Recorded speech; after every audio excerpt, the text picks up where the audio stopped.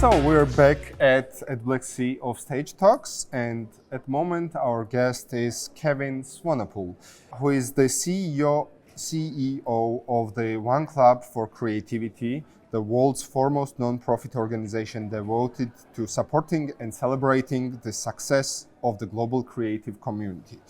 Hello, Kevin. How you Good doing? to have you in Batumi. Let's start about this festival. Kevin, you must have attended immense number of different advertising festivals.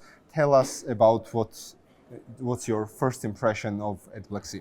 Well, firstly, I think that this is probably the best organized festival I've ever seen. Hands off to the staff that have been behind the scenes, because everything from the smallest detail has been taken into account. And firstly, the organization is great, but then getting to know the people. It's been really a beautiful experience. You know, we find the Georgian people really, really open and friendly, and you got delicious food. It's I had some cha-cha last night. That's part of the hospitality. Exactly, that was tough. Yeah, you'll get used to it. I think you have a couple more days. Yes, yes. This year's festival is all about devotion, and you have been at the helm of the One Club for Creativity, fostering some of the best talents in advertising. How important has devotion been to you, both personally and in guiding One Club's mission of pushing the creative industry forward? So it's been an interesting journey, because I've been with the One Club for 27 years. So I came here in late 96 to New York and started up the first interactive award show. So it's been an interesting journey, and we've seen some very big changes. You know, we've gone from being something which was originally very American to now 60% of all the entries come from the global stage. So, you know, it is the second largest global award show behind the one in the south of France that I can't mention the name. But yeah, it's been a really interesting journey, and I've seen when we acquired the Art Directors Club in 2015, we changed the name from the One Club to the One Club for Creativity.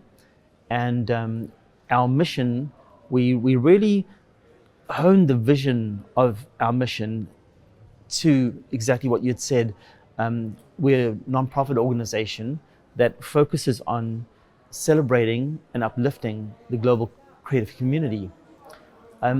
We've lent into that by forming schools. We now have 7 schools that we run. 4 of them are in the US, based on diversity.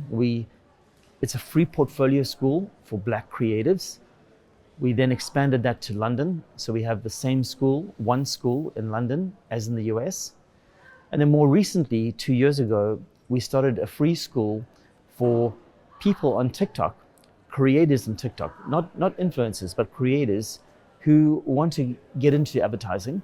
So, you know, our roots and our core mission is to support the global creative community.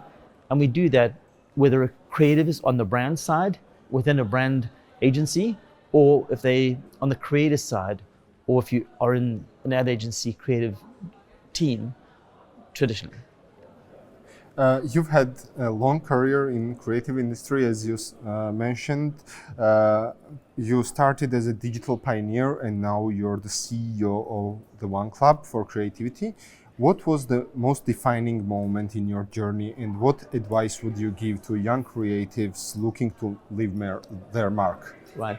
So it's always been a trait of mine that I really believe in lifelong learning. And I had my own agency for 14 years in South Africa. And then after a bad partnership, I ended that and I went to work for Apple Computer.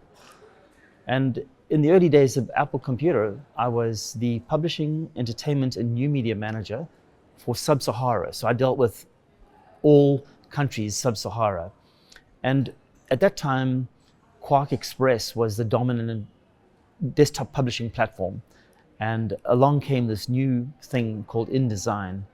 And that's where I started really getting into really learning new tools. So I embraced the early days of InDesign, and then at the same stage when there was Macromedia, they had Director, I started programming in Director. I started also programming Flash. So I'm always trying to find, what is the tools, the latest tools, what's the latest software, what is the latest opportunity for creative to use these skills in creating.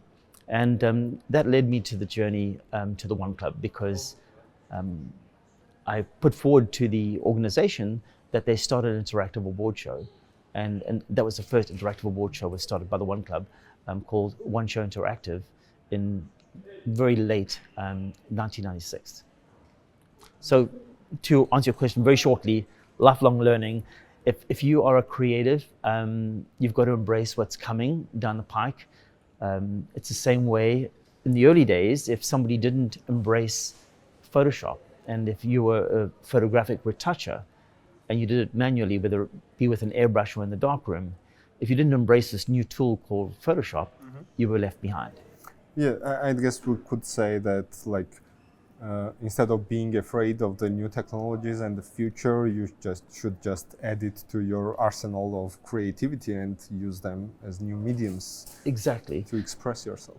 I think the other thing is the people who adopt technologies and the likes earlier on, the early adopters tend to sort of lead those trends.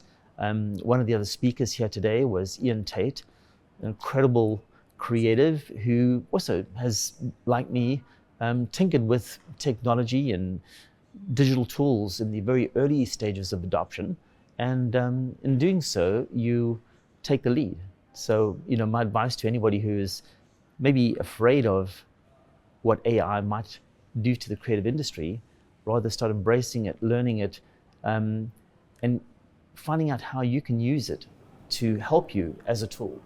Yeah, maybe AI should be afraid to be left without creative industry, not to get too boring. I'd assume every creative has heard of big festivals such as the One Club and the other famous festival, as you said. Winning one of those means an immediate rise to stardom, maybe even a lifetime achievement for many. But how would you define the role of smaller festivals like at Black Sea? What part can they play in the global context and in local as well? I have to be honest with you, the local festivals are critically important. And they're important for two reasons.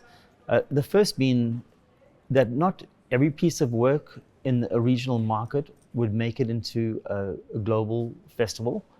But I think what it does is it helps the agencies hone their skills on how to prepare work for an international jury at one of the bigger festivals.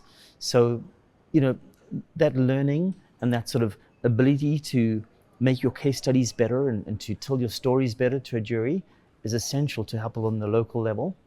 And I think the second part of it is, for me, you are in a local level, your judges of a local competition understand the context in which your work was created, and it might be a festival, let's just say in Asia, and a lot of it, if the work was looked at by local Asian judges, they would see it for the merit it has, whereas sometimes on a global stage, some of the nuances of work that was created for a local market are lost.